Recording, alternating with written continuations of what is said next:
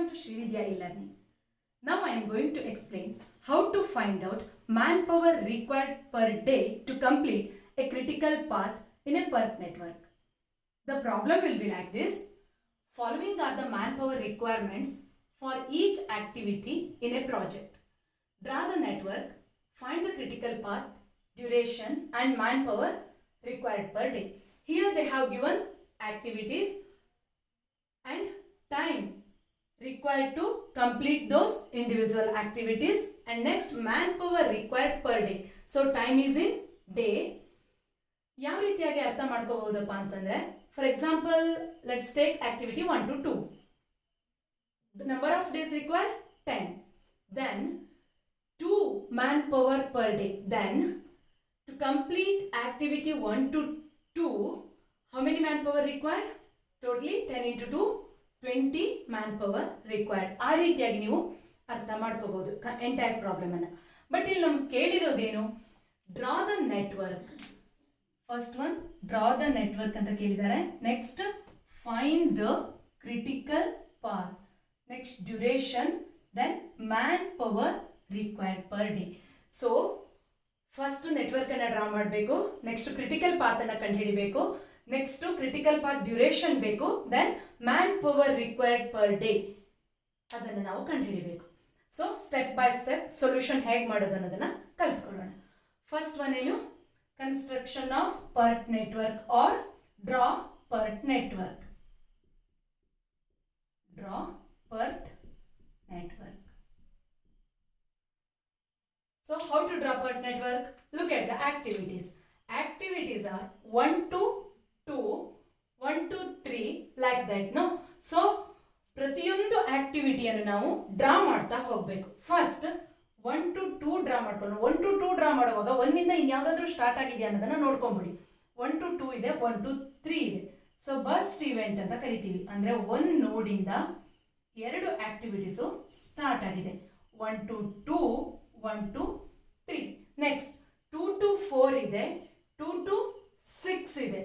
Next 3 to 4 ಇದೆ. ನೋಡಿ 4ಗೆ 2 to 4 ಇದೆ, 3 to ಇದೆ. ಹಾಗಾದ್ರೆ 4 ಏನ್ ಮಾಡೋಣ, ಮಧ್ಯದಲ್ಲಿ ಡ್ರಾ ಮಾಡ್ಕೊಳ್ಳೋಣ. 2 to 4 ಇದೆ, 3 to 4 ಇದೆ. ಈ ತರ ಇವೆಂಟ್ಸ್ ಬಂದ್ರೆ ಇದನ್ನ ಮರ್ಜ್ ಇವೆಂಟ್ಸ್ ಅಂತ ಕರಿತೀವಿ. ನೆಕ್ಸ್ಟ್ 2 to ಏನಿದೆ, 6 ಇದೆ. 2 to 6 ಇದೆ, ಮತ್ತೆ ಯಾವ್ದಾದ್ರು 6 ಇದೆಯಾ ನೋಡಿ, 4 to ಕೂಡ 6 ಇದೆ. ಸೊ ಯಾವಾಗಲೂ ನೆಟ್ವರ್ಕ್ ಅನ್ನ ಈ ರೀತಿ ಹಿಂದ್ಗಡೆ ಡ್ರಾ ಮಾಡಕ್ ಬರಲ್ಲ ಅಲ್ವಾ. ಸೊ ಈ 6 ಅನ್ನ ಏನ್ ಮಾಡೋಣ, ಸ್ವಲ್ಪ ನಾವು ಮುಂದ್ಗಡೆ ಡ್ರಾ ಮಾಡ್ಕೊಳ್ಳೋಣ 6 ಅಂತ. ಈ ಆಕ್ಟಿವಿಟಿಯನ್ನ ಏನ್ ಮಾಡೋಣ, 2 to 6 ಮಾಡೋಣ. ನೆಕ್ಸ್ಟ್ 4 to 6 ಮಾಡ್ಕೊಳ್ಳೋಣ. ನೆಕ್ಸ್ಟ್ 3 to 4 ಆಲ್ರೆಡಿ ಡ್ರಾ ಮಾಡಿದ್ದೀರಾ. 4 to 5 ಇದೆ, 4 to 6 ಇದೆ. 4 to 6 ಡ್ರಾ ಮಾಡಿದ್ರಿ, 4 to 5 ಅನ್ನ ಡ್ರಾ ಮಾಡ್ಕೊಳ್ಳೋಣ. 4 to 5. ದೆನ್ 5 to 7 ಇದೆ, 6 to 7 ಇದೆ. 7 ಅನ್ನ ಮಿಡ್ಲಲ್ಲಿ ಬರ್ಕೊಂಬಿಡಿ. 6 to 7, 5 to 7. Next 7 to 8. So ಇಲ್ಲಿಗೆ ನಿಮ್ಮ PERT ನೆಟ್ವರ್ಕ್ ಅನ್ನ ನೀವು ಡ್ರಾ ಮಾಡಿದ್ದೀರಾ. ಮತ್ತೊಮ್ಮೆ ಕನ್ಫರ್ಮ್ ಹೇಗೆ ಮಾಡ್ಕೋಬೇಕು ಅಂತಂದ್ರೆ, ಲಾಸ್ಟ್ ಇಂದ ಬನ್ನಿ. 8 to 7 ಇದೆ ಅಲ್ವಾ activity.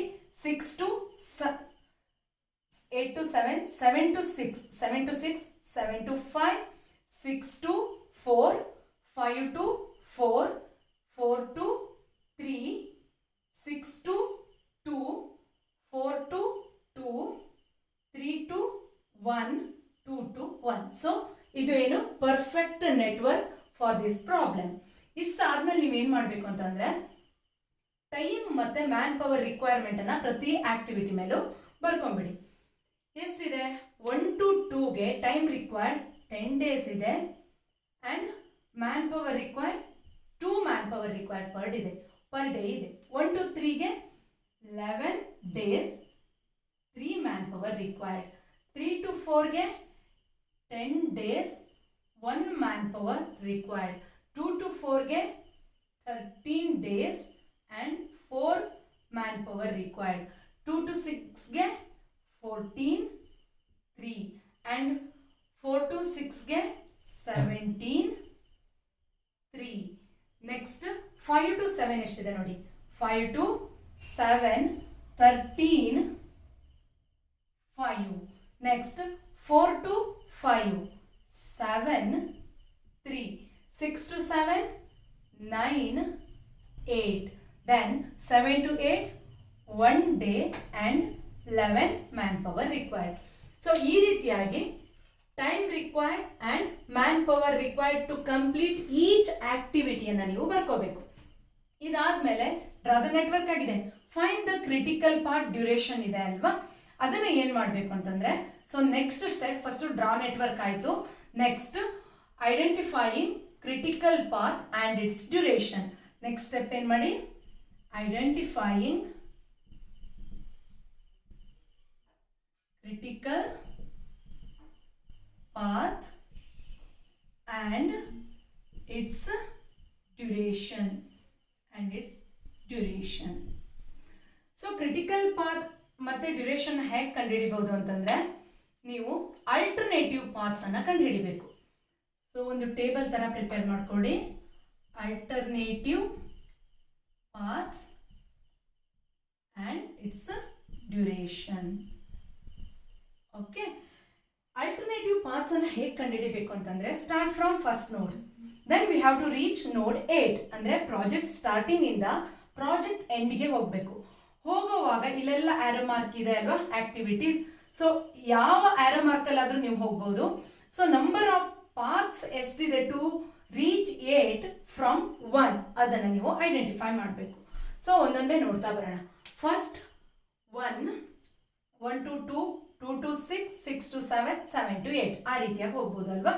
So 1 to 2, 2 to 6, 6 to 7, 7 to 8.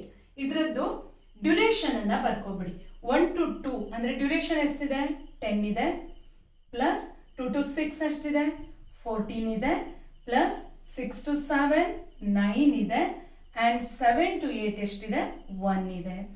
Next critical, next alternative path ಅನ್ನು ನೋಡೋಣ. ಒಂದು ಪಾತ್ ಆಯ್ತು ಅಲ್ವಾ. ನೆಕ್ಸ್ಟ್ 1 to 2, ನೆಕ್ಸ್ಟ್ 2 ಆಲ್ರೆಡಿ 6 ಹೋಗಿದೆಯಾ, ಹಾಗಾದ್ರೆ ಎಲ್ಲಿಗೆ ಬರೋಣ, 4 ಬರೋಣ. 2 to 4, 4 to 6, 6 to 7, 7 to 8. So duration 10 plus 13 plus 17 plus 9 plus 1. Next activity ಹೇಗೆ ಹೋಗೋಣ, ನೆಕ್ಸ್ಟ್ ಪಾತ್ ಯಾವುದು, 1 to 2, 1 to 2ಗೆ ಬಂದ್ವಿ. 2 ದಿಂದ ಎಲ್ಲಿಗೆ ಹೋಗ್ಬೋದು, 4ಗೆ ಹೋಗೋಣ. 4 ದಿಂದ 6 ಆಲ್ರೆಡಿ ಹೋಗಿದ್ವಿ. 4 ದಿಂದ 5 ಹೋಗಕ್ಕಾಗತ್ತೆ ನೋಡಿ. 4 to 5, 5 to 7, 7 to 8. ಹಾಗಾದ್ರೆ ಡ್ಯೂರೇಷನ್ 10 ಪ್ಲಸ್ 13 ಪ್ಲಸ್ 4 to 5 ಇದೆ ಅಲ್ವಾ, 7 ಪ್ಲಸ್ 13 ಪ್ಲಸ್ 1. ನೆಕ್ಸ್ಟ್ 2 ದಿಂದ ಎಲ್ಲ ಪಾಸಿಬಿಲಿಟೀಸು ಮುಗೀತು. ನೆಕ್ಸ್ಟ್ ಪಾಸಿಬಿಲಿಟಿ ಯಾವುದಿದೆ, 1 to 3 ಹೋಗೋಣ. 1 to 3, 3 ಇಂದ 3 to 4, 4 ಇಂದ ಅಗೇನ್ 2 ಏಸ್ ಇದೆ ಅಲ್ವಾ, ಫಸ್ಟ್ ಮೇಲ್ಗಡೆ ಹೋಗೋಣ. 4 to 6, 6 to 7, 7 to 8. ಡ್ಯೂರೇಷನ್ ನ ಬರ್ಕೊಳ್ಳಿ. 11 plus 10 plus 17 plus 9 plus 1. Next path ಮೇಲ್ಗಡೆ ಹೋಗಿದ್ವಿ, ಇಲ್ಲಿ ಕೆಳಗಡೆ ಒಂದು ಪಾತ್ ಇದೆ ನೋಡಿ. 1 to 3, 3 to 4, 4 ಇಂದ 5 ಹೋಗ್ಬೋದು. 5 to 7, 7 to 8. So duration 11 plus 10 plus 7 plus 13 plus 1. ಇಷ್ಟು ಮಾಡಾದ್ಮೇಲೆ ನೀವೇನು ಮಾಡಬೇಕು ಅಂದರೆ, total duration for each alternative paths ಅನ್ನು ಕಂಡುಹಿಡಿಬೇಕು. Is equal to 10 plus 14, 24 plus 10 ಅಂದರೆ 34 ಆಯಿತು. 10 ಪ್ಲಸ್ 13 ಪ್ಲಸ್ 17 ಪ್ಲಸ್ 9 ಪ್ಲಸ್ 1, 50 ಆಯಿತು.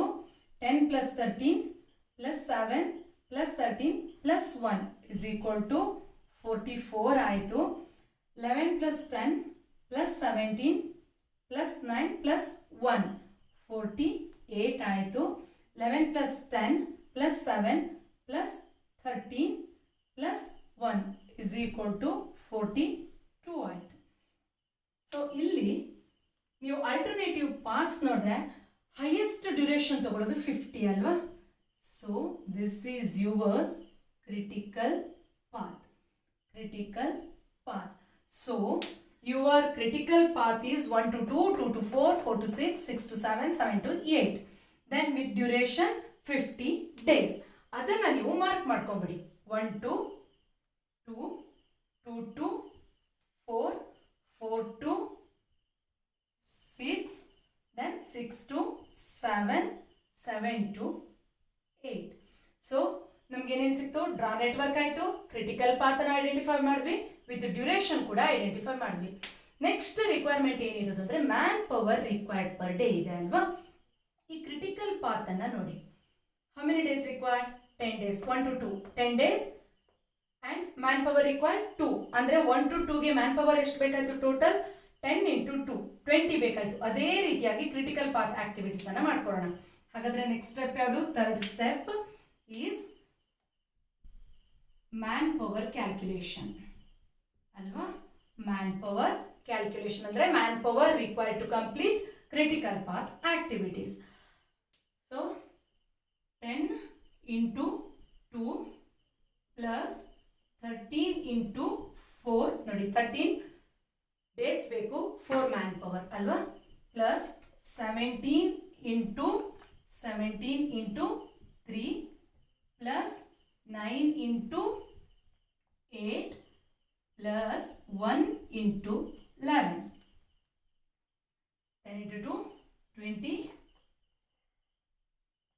50, 2, 51, 70 to 11 is equal to 20 plus 52 plus 51 plus 72 plus 11 is equal to 206.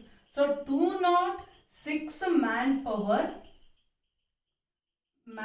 manpower required to complete critical path activities. So ಇವಾಗ ನಮ್ಗೆ ಏನು ಕೇಳಿದ್ದಾರೆ? Per day ಕೇಳಿದ್ದಾರೆ. ಕಂಪ್ಲೀಟ್ ಕ್ರಿಟಿಕಲ್ ಪಾತ್ ಅನ್ನ ಮುಗಿಸೋಕೆ ಎಷ್ಟು ಬೇಕು? 206 ಬೇಕಾದ್ರು. ಹಾಗಾದ್ರೆ ಪರ್ ಡೇ ಹೇಗೆ ಕಂಡುಹಿಡಿಯೋಣ? So man power required per day is equal to ಏನಾಗುತ್ತೆ? Total man power required to complete critical path activities divided by time to complete critical path. So total requirement to complete critical path is 206 manpower. Number of days required to complete critical path 50 days. It is equal to 206 divided by 50 is equal to 4.12. So how many manpower required to complete critical path? It is 4.2 manpower required to complete critical path activities. ಈ ರೀತಿಯಾಗಿ ನೀವೇನು ಮಾಡ್ಬೋದು? Part network ಅನ್ನು draw ಮಾಡ್ಬೋದು, activities ಅನ್ನ, number of days ಅದನ್ನ ಬರ್ಕೋಬಹುದು, man power requirement ಅನ್ನ ಬರ್ಕೋಬಹುದು, alternative paths ಅನ್ನು ಕಂಡುಹಿಡ್ಕೊಂಡು based on the duration, highest duration critical path ಅಂತ ಐಡೆಂಟಿಫೈ ಮಾಡ್ಬೋದು. ದೆನ್ ಅದರ ಆಧಾರದ ಮೇಲೆ ಮ್ಯಾನ್ ಪವರ್ ಎಷ್ಟು ಬೇಕು ಅಂತ ಈ ರೀತಿಯಾಗಿ ಟೋಟಲ್ ಕ್ರಿಟಿಕಲ್ ಪಾತ್ಗೆ ಕ್ಯಾಲ್ಕುಲೇಷನ್ ಮಾಡ್ಬೋದು, ಮತ್ತು ಪರ್ ಡೇ ಕೂಡ ಕ್ಯಾಲ್ಕುಲೇಷನ್ ಮಾಡ್ಬೋದು. Thanks for watching. Don't forget to subscribe Shrividya e learning.